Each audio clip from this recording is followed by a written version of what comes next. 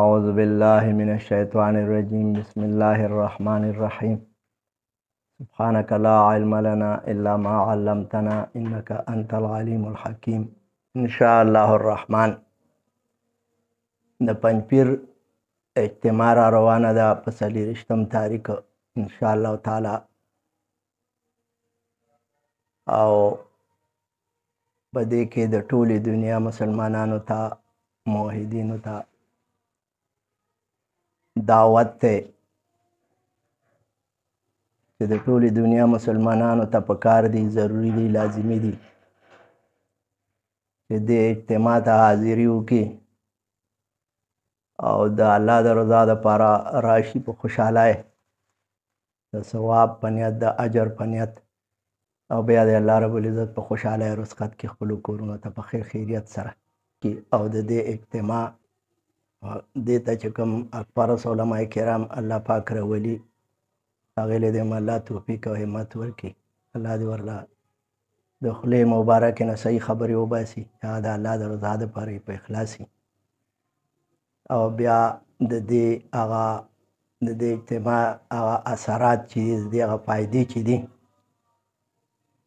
چې په هغې کې د الله رضا د انسان نصیب کېږي، جنت نصیب کېږي، د الله د عذابونو نه بچ کېږي، دنیا آخرت دواړه اخیسته کېږي، ګناهونه الله معاف کوي، د نیک عمل او د هدایت او د قرآن او د سنت او د توحید د همت الله رب العزت موحدینو ته ورکوي.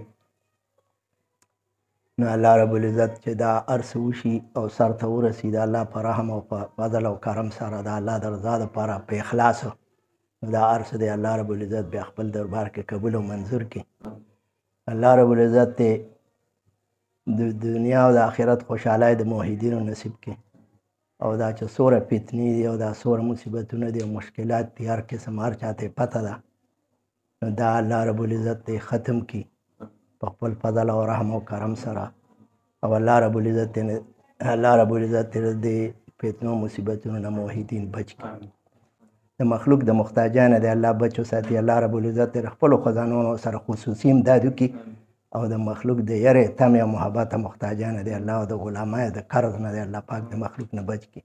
دارنګې د فلسطین د مسلمانانو، د کشمیر د مسلمانانو د الله خصوصي امداد وکړي، له د الله فتح او بری ورکړي. دارنګې پاکستان له د الله فتح او بری ورکړي، الله دې پکې امن او خوشحالۍ راولي،